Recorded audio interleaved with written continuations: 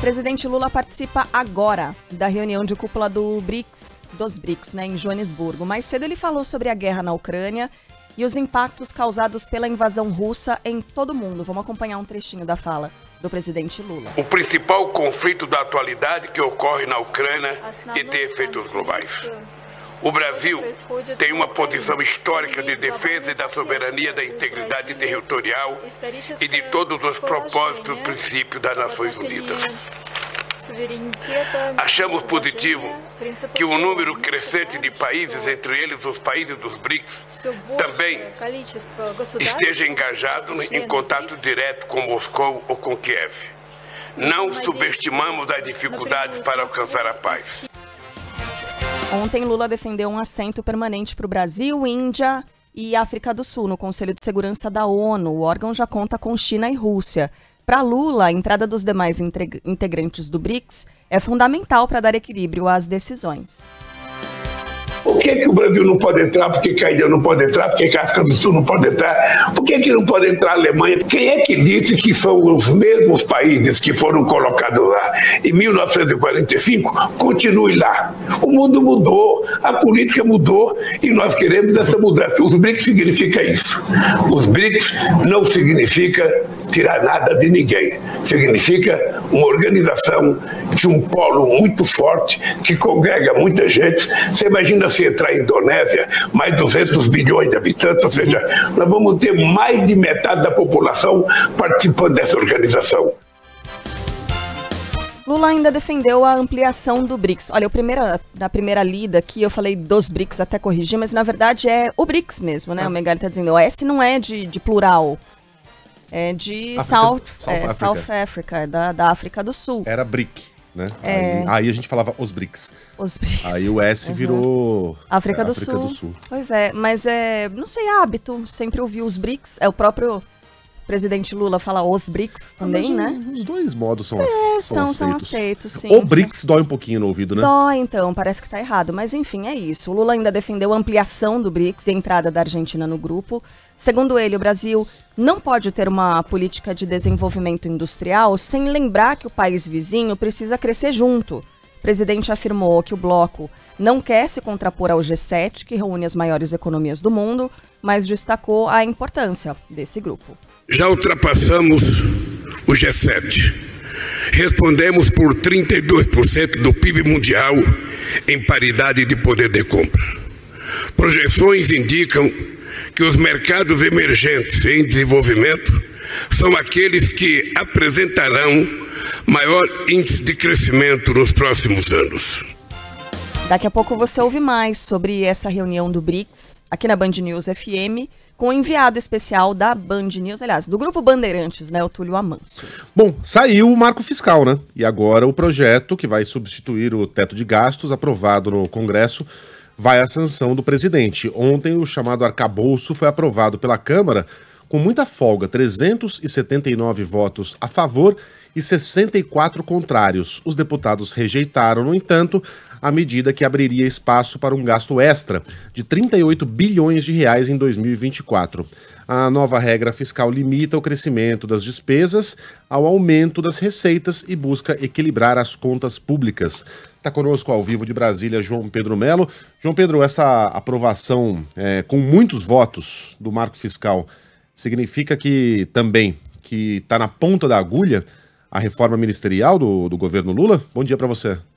Oi, Megali, bom dia a você, a Carla, a todos que estão nos acompanhando. Olha, acredito que sim, viu? Essa é a expectativa de que seja feita até o fim desse mês essa reforma ministerial, ou seja, logo depois que Lula voltar aí da África do Sul, onde participa do BRICS, né? A gente teve essa expectativa sendo revelada pelo próprio presidente, destacando que essa reforma ministerial seria feita quando ele voltasse, e aí a gente tem já nos bastidores alguns chamando André Fufuca de ministro, assim como também Silvio Costa Filho. Claro que isso nos bastidores da Câmara, já que eles ainda não estão ali integrados ao governo federal. Fato é que ontem a gente teve, depois desse acordo, depois de quase 3 meses de negociação, a aprovação da nova meta fiscal, nova regra fiscal, né? Esse texto precisou voltar para os deputados depois ali de uma série de alterações no Senado, e algumas dessas modificações foram acatadas e outras derrubadas. Entre as que ficaram, os deputados decidiram manter fora aí do novo teto de gastos o Fundo da Educação Básica, o Fundeb, além do Fundo Constitucional do Distrito Federal. Relator, o deputado Cláudio Cajado, agradeceu os esforços dos líderes da casa para que o entendimento do texto final fosse aí costurado e disse que o resultado demonstra respeito às decisões tomadas pelo Senado Federal. Mas alguns pontos propostos pelos senadores não foram mantidos. Os parlamentares optaram aí por deixar na regra de gastos os investimentos em ciência e tecnologia. Esse item chegou a ser votado como um destaque, mas não teve aprovação.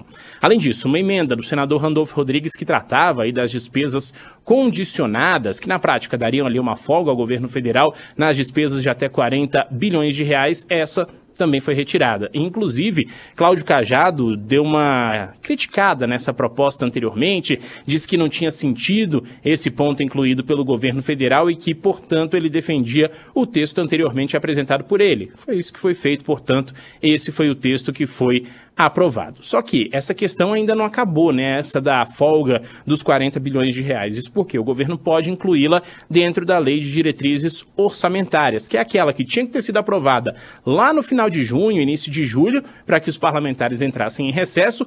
Não foi nem apresentada ainda e agora, no final de agosto, a gente tinha que ter a apresentação da chamada Lei Orçamentária Anual, a LOA, que até agora nem está no radar, né? Então, esse é um ponto que o governo tem que correr contra o tempo, exatamente para apresentar essas duas propostas, correndo o risco, inclusive, de se ter problemas com o orçamento do ano que vem. É mais uma proposta que o governo precisa costurar acordo, né? As novas regras fiscais, então, propõem, entre outras coisas, um novo teto de gastos, com maior flexibilidade, e as despesas públicas, por exemplo, poderão crescer em até 2,5% acima da inflação. Bom, em outro ponto, né, esse texto obviamente está indo para a sanção do presidente da República, né, e em outro ponto, a Câmara deve votar ainda nessa semana, mais especificamente hoje, após um acordo aí de líderes partidários com Arthur Lira, aquela medida provisória que coloca o salário mínimo no valor de R$ 1.320. Essa também está correndo contra o tempo, porque perde validade agora, no dia 28 de agosto. Se os parlamentares não analisarem por agora, ela vai perder a validade, o salário mínimo volta ao que era anteriormente. Bom, parte da matéria que trata sobre os offshores, né, as offshores, que são aquelas contas no exterior, paraísos fiscais, essa parte não vai ser analisada. Ontem, Arthur Lira disse que essas partes estranhas ao texto não entrarão na pauta e que, portanto, só vão analisar essa medida provisória para manter o salário mínimo em R$ 1.320. Essas offshores devem ser enviadas em um projeto separado do governo federal. Esse projeto deve ser enviado nos próximos dias, mas ainda sem uma data específica. Certo. Valeu, João. Valeu, pessoal. Um abração. Até mais.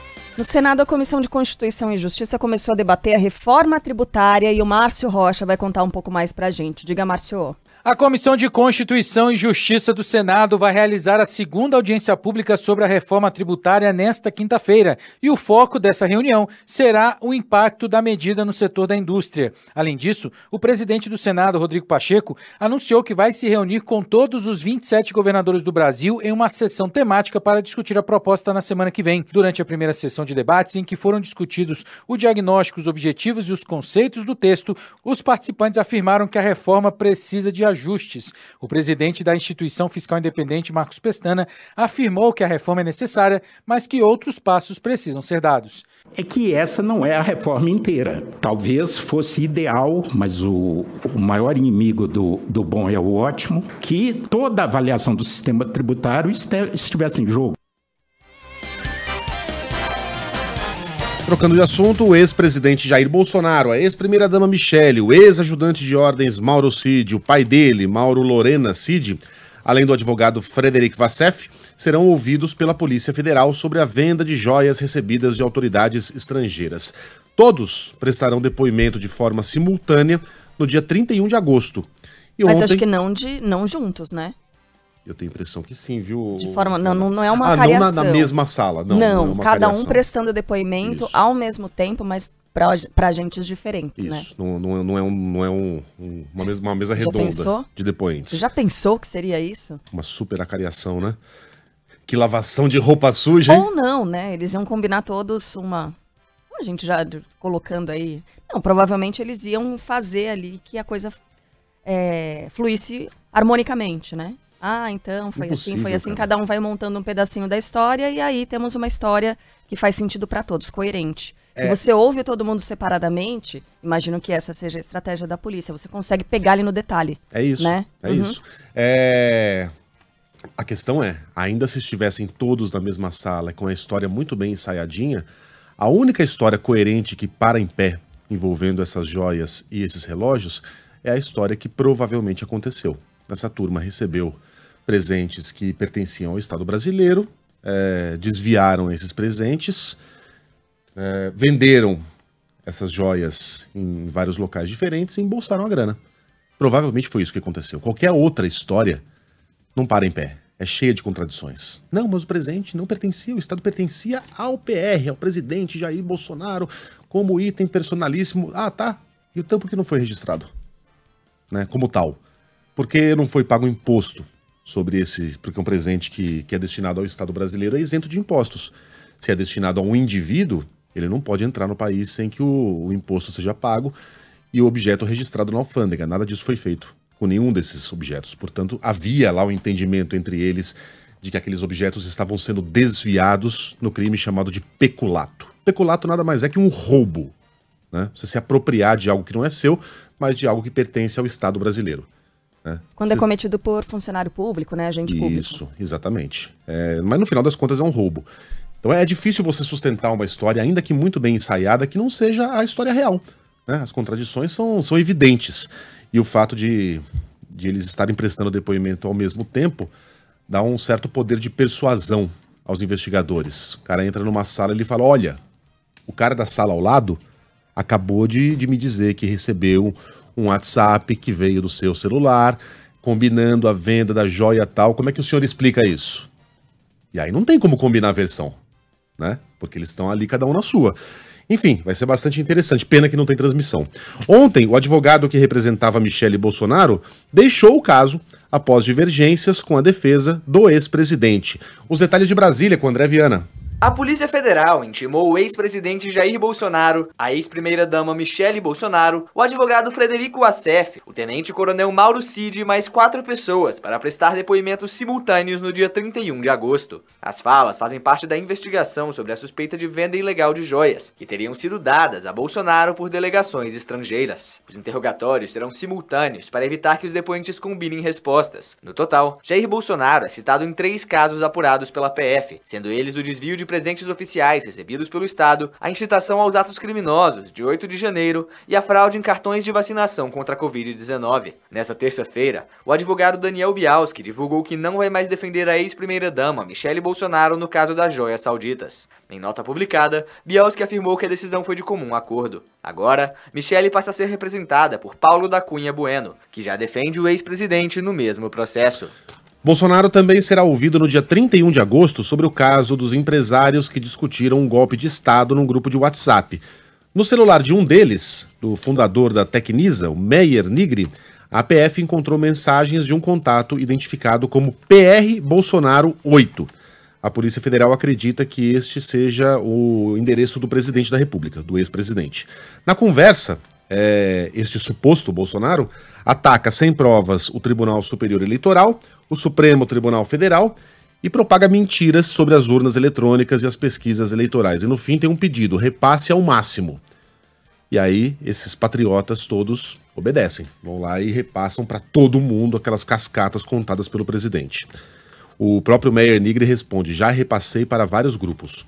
O mesmo número que enviou as mensagens já havia sido identificado pela Polícia Federal na agenda do ex-ajudante de ordens de Jair Bolsonaro, Mauro Cid. Na última segunda-feira, o ministro do STF, Alexandre de Moraes, arquivou o inquérito aberto contra 6 empresários, mas prorrogou as investigações contra Meyer Nigri e Luciano Hang. O objetivo é apurar o vínculo dos dois com o ex-presidente. Em nota, a defesa do fundador da Tecnisa afirma que ele jamais foi disseminador de notícias falsas e apenas encaminhou mensagens de terceiros para fomentar o legítimo debate de ideias de forma eventual e particular. Lembrando, eram mentiras, tá? Contadas pelo ex-presidente, que foram repassadas por esses grandes patriotas.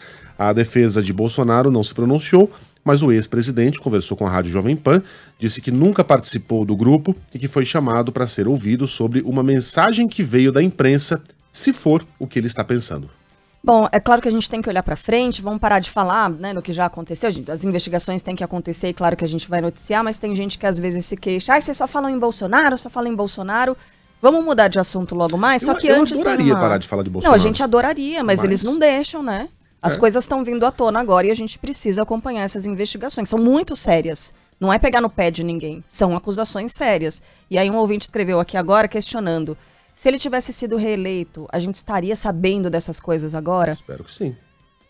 Não tem como saber, né? Agora, a gente tem que virar a página, claro, mas em meio a todas essas investigações, e por que isso aqui é importante? Porque ele recebeu muito dinheiro de apoiadores. Jair Bolsonaro fez uma harmonização dentária. O procedimento foi realizado na última sexta-feira em Goiânia, na clínica do dentista Rio do Lasmar, que postou antes e depois nas redes sociais. O ajuste na lente dos dentes teria custado R$84 mil. O serviço foi feito em 28 dentes. Jair Bolsonaro teria desembolsado R$3 mil por cada um deles. Ficou o trabalho do dentista aí aparentemente muito bom, né? Ficou bem harmônico ali, ficou bom o resultado. Funcionou, né? Porque... Isso é uma harmonização facial? Não, essa é uma harmonização dentária. Ele colocou aquelas lentes. Normalmente é o jogador de futebol que costuma colocar essas lentes, fica aquela coisa branca, sabe aquele sorriso de Mentex? Mas é porque eles exageram. A lente de contato dentária, ela não é indicada para todo mundo, mas nesse caso aqui, sim, né? Dá para perceber que ficou, porque ela tem que desgastar um pouquinho ali da face do dente e tal, mas quando você coloca em cima, quando é necessário, o resultado fica ok. Quando não é necessário, fica igual o jogador de futebol que parece que não cabe na boca, né? Sorriso não cabe na boca. Então, tem indicação sim, a lente de contato. Nesse caso, o serviço aparentemente ficou bom, mas a gente está trazendo essa notícia, parece ser fútil, mas por causa também dos apoiadores que depositaram, fizeram um Pix, né? E esse valor que chegou a R$17 milhões, foi divulgado R$17 milhões. Patriota, o dinheiro da sua contribuição sendo bem utilizado. Mas ficou bom mesmo, hein? Ficou. Eu tenho que admitir que dessa vez o resultado ficou bacana. Geralmente essas harmonizações aí deixam o rosto do sujeito a gente não sabe se tem facial também, de repente tem ali um ácido hialurônico, tem um botox ali na testa, mas o que dá pra perceber mais é o dente também e o corte de cabelo, né? Enfim, o ex-presidente está belíssimo. Cada vez mais poderoso. Cada vez mais poderoso. Vamos mudar de assunto? Vamos. O Superior Tribunal de Justiça eleva a pena dos PMs envolvidos na morte do pedreiro Amarildo de Souza. No Rio de Janeiro, Gustavo Sleman. As penas de policiais militares condenados pelo desaparecimento e morte do ajudante de pedreiro Amarildo de Souza foram ampliadas pela 6ª Turma do Superior Tribunal de Justiça. A decisão foi tomada durante o julgamento nesta terça-feira. Com isso, a pena de Edson Raimundo dos Santos passou para 16 anos e 3 meses de reclusão. Já a de Luiz Felipe de Medeiros saltou para 12 anos e 8 meses, enquanto a de Douglas Roberto Machado foi para 13 anos e 8 meses de reclusão. As condenações de Anderson César Soares Maia, Wellington Tavares da Silva, Felipe Maia Queiroz, Jorge Luiz Gonçalves Coelho e Marlon Campos Reis foram fixadas em 9 anos e 5 meses. Em São Paulo, a Justiça decidiu soltar o ex-PM Misael Bispo, condenado pela morte da namorada Mércia Nakashima. Essas discussões já vinham acontecendo nas últimas semanas, né? E o Thiago Muniz vai trazer agora a informação dessa nova decisão. Bom dia, Thiago. Bom dia, Carla. Bom dia a todos. Efetivamente, o que aconteceu foi a progressão de regime. Misael Bispo, sentenciado a 22 anos de prisão, passa a cumprir a pena em regime aberto. Ele estava preso na penitenciária 2 de Tremembé, no interior de São Paulo, e foi solto ontem. O SPM foi condenado pelo Tribunal do Júri em Guarulhos em março de 2013, 3 anos após assassinar Mércia Nakashima. A administração penitenciária informou ter cumprido decisão da 2ª Vara de Execuções Criminais de Taubaté, que concedeu a progressão ao regime aberto. A defesa de Misael afirmou que ele cumpriu integralmente o que a lei estabelece para a concessão do benefício. O SPM já estava em regime semiaberto, no qual é permitido trabalhar fora da prisão e gozar de saídas temporárias desde setembro de 2018. Valeu, Thiago. No Paraná, um PM foi flagrado agredindo um morador de rua na cidade de Pitanga. Ângeles Fire. 2 dos 3 policiais flagrados agredindo um homem em situação de rua no Paraná ainda não concluíram o curso de formação. Segundo a PM, os militares foram afastados das atividades operacionais. O crime aconteceu na última sexta-feira em Pitanga, na região central do Paraná, mas as imagens foram divulgadas apenas nesta semana. A vítima das agressões, Derinaldo dos Santos, estava no estacionamento de um supermercado, acompanhado de outra pessoa em situação de rua, quando foi abordado, agredido com socos no rosto e arrastado pelos braços para fora do estabelecimento. Eles estavam abordando meu amigo, falei para o senhor da policial, falei, não, rapaz, gente boa. Peguei, voltei e sentei. A hora que despreveni que eu ainda recebi a agressão. Em nota, a PM informou que abriu um processo administrativo para apurar as circunstâncias do caso. Um agente que age dessa forma não tem a menor capacidade de desempenhar esse tipo de trabalho, né? Sim. Como é que se trata uma pessoa dessa forma? Arrastando desse jeito, foi agredido. Os outros agentes ali ao lado, tem um momento que, um segundo, né, a gente puxa, arrasta esse homem, mas tem outras pessoas ali em volta que, né, outros policiais que não fazem nada. E, bom, isso não pode acontecer, né? Essas pessoas não podem continuar nos quadros nem da Polícia do Paraná e nem polícia nenhuma. Porque a gente quer que as pessoas confiem na polícia, né? É o Estado provendo a população de segurança. E a gente quer que as pessoas confiem nisso. Mas quando você vê uma imagem como essa, aí fica difícil. São poucos indivíduos que acabam sujando a imagem de toda uma corporação. E não pode ser assim. O braço armado do Estado precisa proteger a população e não cobrir a população de porrada. De jeito nenhum. Não é para esse tipo de truculência que a gente tem uma instituição tão valorosa e tão admirada, que é a Polícia Militar. Em São Paulo, 3 seguranças do metrô foram afastados por agredir um catador de recicláveis. Fala, Lucas Belotti. Um caso que aconteceu ontem, um vídeo gravado por testemunhas mostra esse momento da agressão. Nas imagens é possível observar o momento em que esse homem é abordado por 3 seguranças da linha 1 azul do metrô, uma das mais movimentadas aqui do transporte sobre trilhos paulista. Depois o homem deixa cair os materiais recicláveis, na verdade, no chão, acaba levando uma rasteira também. Em seguida, consegue se levantar e é agredido com um cacetete por um desses seguranças. Em nota, o metrô diz que decidiu afastar esses agentes, diz também que não tolera qualquer forma de violência ou discriminação e acabou lamentando o ocorrido. Ainda de acordo com a companhia, a causa da abordagem está sendo investigada internamente. O metrô não soube dizer o que aconteceu com a vítima após a agressão, apenas afirmou que o homem não ficou detido. Imagens que viralizaram ontem nas redes sociais, caso que aconteceu na zona norte aqui da cidade de São Paulo. No Rio de Janeiro, a Polícia Civil ainda investiga o caso do adolescente que morreu depois de ser atingido por uma bala perdida em São Gonçalo. Brian Silva Ferreira, de 16 anos, tinha acabado de sair da escola com uma amiga e tentou protegê-la durante o tiroteio. Detalhes com Nicole Tim.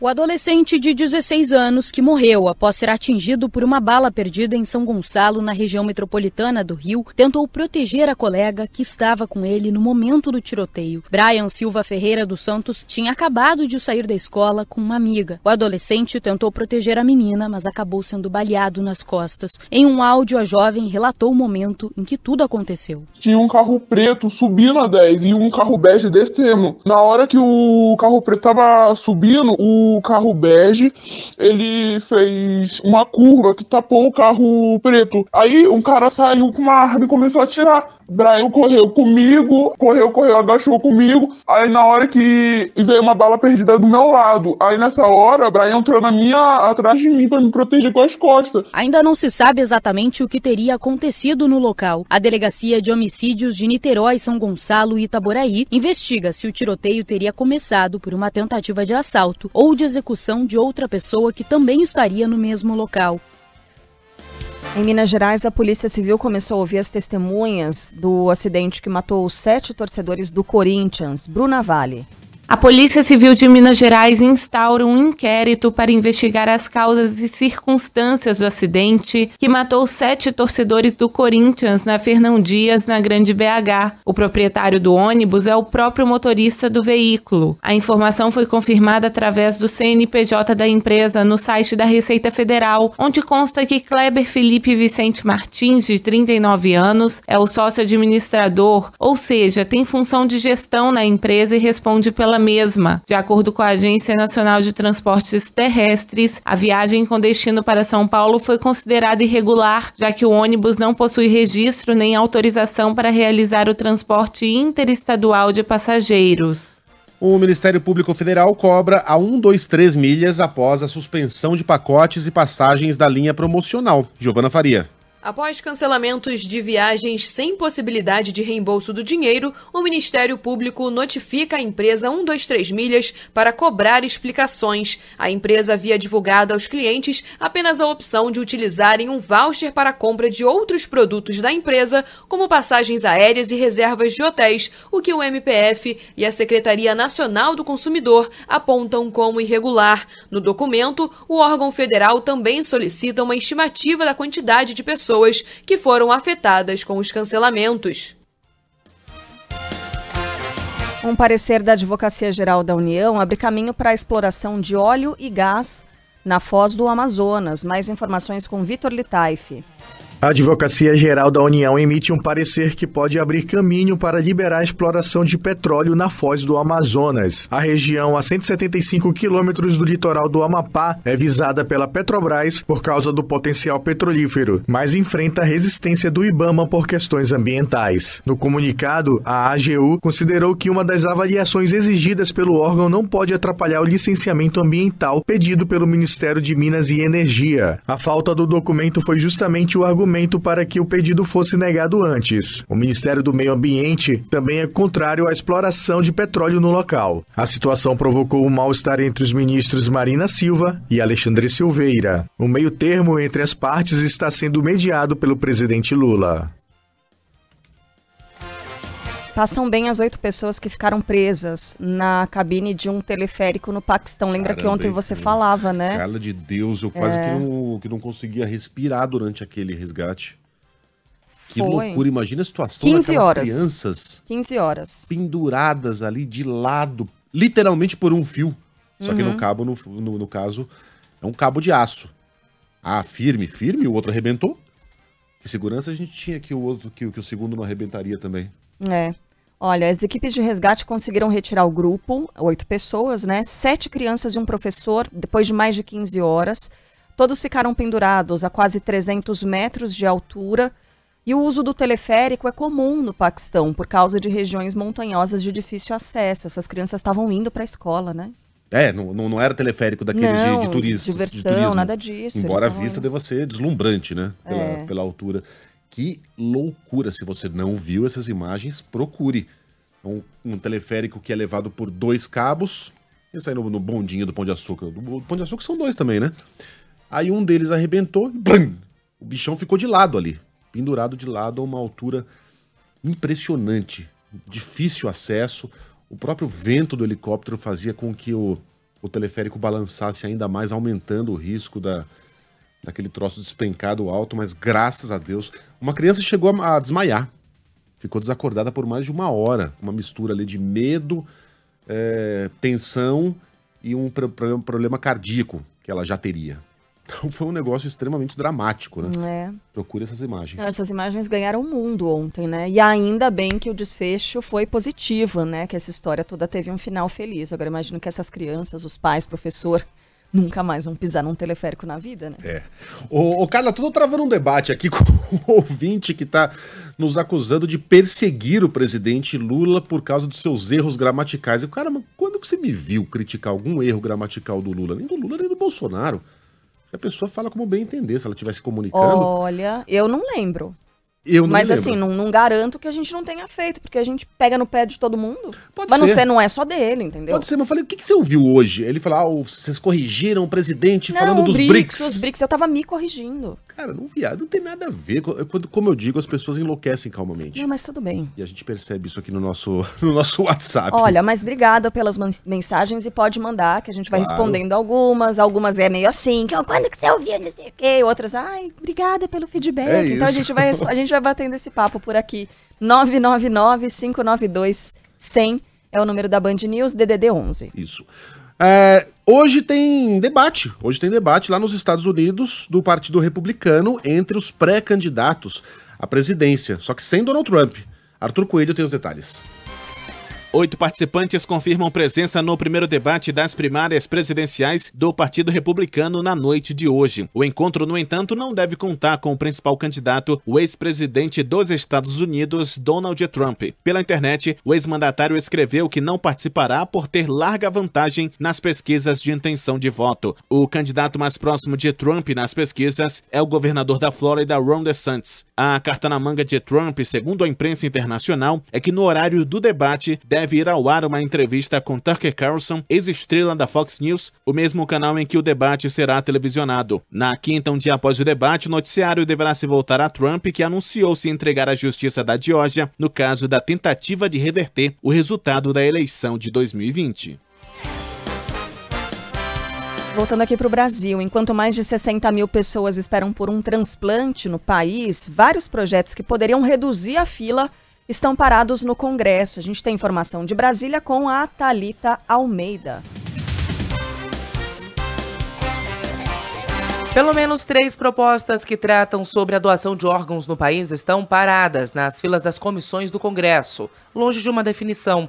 Atualmente, a legislação determina que, após a morte de uma pessoa, apenas a família tem a palavra final, o que, de acordo com os parlamentares, acaba tornando o processo pouco efetivo. Entre as sugestões apresentadas está a que institui a chamada doação de consentimento presumido. Nesse modelo, todas as pessoas nasceriam doadoras e, caso decidissem pelo contrário ao longo da vida, teriam que registrar oficialmente a negativa. Mas ainda não há tramitação sobre essa proposta. Medidas como essa já ajudaram a aumentar as taxas de transplantes em países como Espanha, Bélgica, França e Finlândia. Outro texto determina que a pessoa que não deseja fazer a doação de órgãos após a morte deve registrar a expressão não doador de órgãos e tecidos no documento de identidade. De acordo com o Ministério da Saúde, cerca de 96% dos transplantes de órgãos são feitos pelo SUS e que, em média, um doador pode salvar até 8 vidas. O Brasil tem o maior sistema público de transplantes do mundo, mas, mesmo assim, a fila é grande. Quase 66 mil pessoas aguardam a doação de algum órgão, principalmente rins e córneas. Lembrando que a Band, o Grupo Bandeirantes de Comunicação, deu início a uma campanha na segunda-feira, dia 21, anteontem, a campanha Doe Órgãos, Doe Vida. Então as informações você pode ter no nosso portal, no band.com.br. São informações do próprio Ministério da Saúde, Eu tenho o Disque Saúde também. Só pegar o telefone e discar 136. Agora registre-se, cara, como doador, registre-se. Se você tem esse desejo de ajudar alguém, caso o pior aconteça, batendo na madeira aqui, mas acontece, A morte é parte da vida. E se você tem esse desejo, deixe isso bem claro para sua família, registre-se como doador, oficialize esse desejo. Se você se vir na difícil situação de decidir o que fazer com os órgãos de um parente querido, e a gente sabe que naquele momento de desespero e profunda dor, deve ser difícil mesmo, eu nunca me deparei com uma situação dessas, Carla, mas deve ser muito difícil você autorizar a doação, porque você imagina ali o corpo sendo aberto, não deve ser fácil, eu quero o corpo dessa pessoa intacto, a gente entende esse sentimento, mas pense que esses órgãos, inevitavelmente, vão apodrecer, vão ser comidos por baixo da terra, vão ser queimados, eles não terão utilidade para a pessoa que foi embora, A nossa alma vai embora, a nossa casca fica aqui na terra, e pode salvar muita gente. Pode ajudar muita gente, pode evitar que muita gente esteja nessa situação tão difícil de perder alguém querido. Então é tão importante, A Europa está aos poucos aprovando lei atrás de lei ali, para que as pessoas se tornem automaticamente doadoras, e aquelas que não querem ser doadoras, aí sim precisam registrar e oficializar esse desejo. O que também é respeitável, Cada um sabe dos seus... do seu íntimo, cada um tem suas questões religiosas, tudo isso é compreensível. Mas Itália, Holanda, veja, a Itália é um país católico, E tem dificuldade de lidar com essa questão, enfim, pelos dogmas religiosos, etc. Mas muitos países estão aprovando esse tipo de lei. E funciona. Na Espanha, por exemplo, há um índice de 32 doadores para cada grupo de 1 milhão de habitantes. No Brasil, esse índice é de 10. Então, a gente está muito atrás. A gente poderia ter o triplo de órgãos circulando, o triplo de vidas sendo salvas e é importante que cada um dê a sua contribuição. Bom, vamos falar de futebol? Vamos falar de futebol.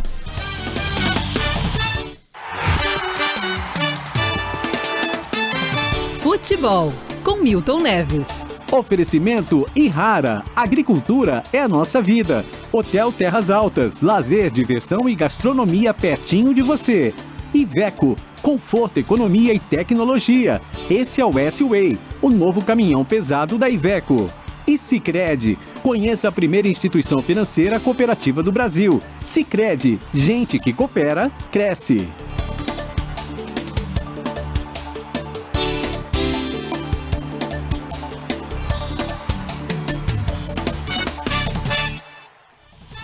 Hoje, excepcionalmente, não temos nosso Milton Neves, mas temos muita gente sorrindo de felicidade, começando pelos colorados. O Inter venceu, largou na frente na busca por uma vaga na semifinal da Libertadores. Juan Romero tem os detalhes. O Internacional deu o seu primeiro passo na luta pela classificação rumo à semifinal da Libertadores desse ano. Ganhou na altitude da Bolívia por 1-0 do Bolívar, com gol de Ener Valencia no primeiro tempo e também com o apoio do goleiro uruguaio Sérgio Rocher, que brilhou com sequências de defesas difíceis.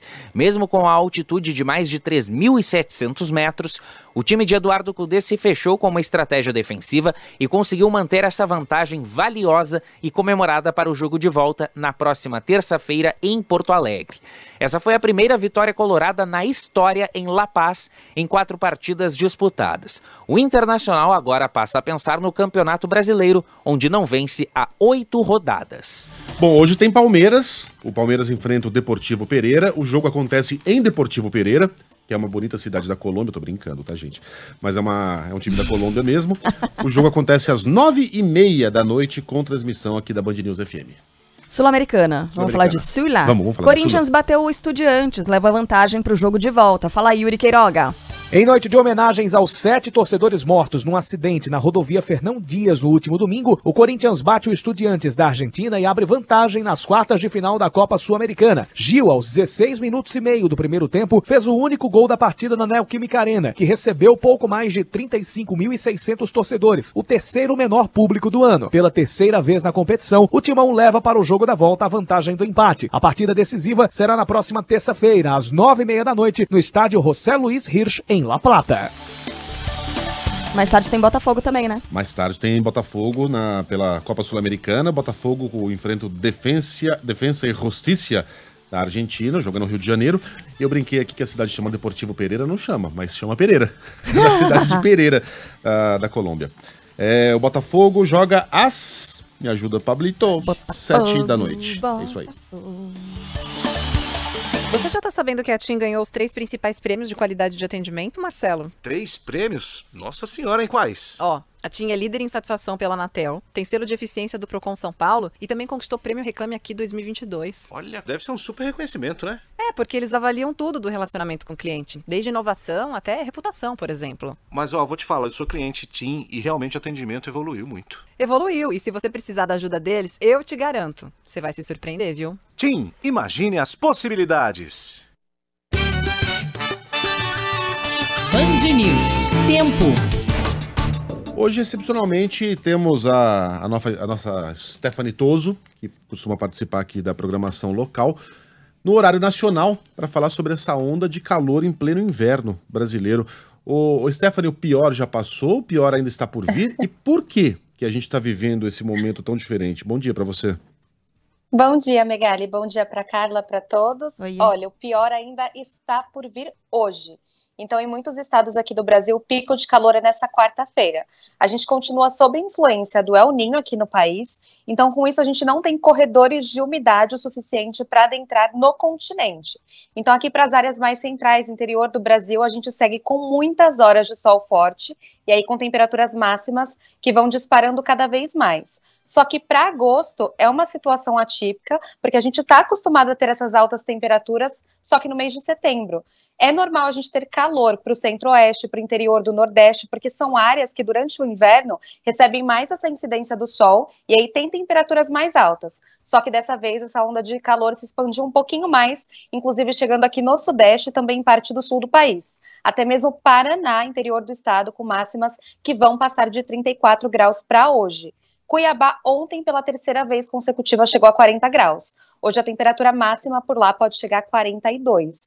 E aí esse período ainda de tempo firme e seco se mantém, pelo menos para essas áreas mais centrais do Brasil, até o sábado. Então ainda com possibilidade para esses recordes de temperaturas máximas, em especial para o centro-oeste, Maranhão, Piauí, Tocantins, interior da Bahia, até o fim de semana. Agora aqui pro sudeste, chance de recorde mesmo hoje para São Paulo e amanhã pro Rio de Janeiro. Capital paulista pode chegar a 34 graus, cidade do Rio hoje com 37, só que amanhã a temperatura sobe para 39 graus. Então a gente continua, pelo menos agora durante esse período, depois tem um refresquinho no fim de semana com frente fria chegando, só que a tendência é que até o final da estação, do inverno mesmo de fato, a gente ainda observe mais picos de calor por aqui.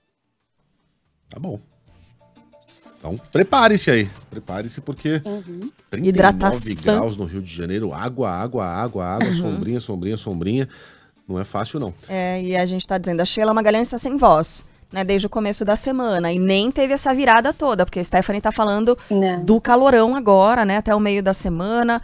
Quinta-feira, né, um dia crítico também, mas depois tem virada pelo menos no sul e sudeste, né, Stephanie? E aí, olha, pode preparar vitamina C, pode preparar outros suplementos, porque a saúde vai ficar daquele jeito, vai ficar bem instável também, né, Stephanie? Vai ficar comprometida. E fora que assim, tem essa queda mais brusca, só que daí na outra semana já vai esquentar de novo. Valeu, Stephanie. Eita, inverno. Beijão. Um beijo.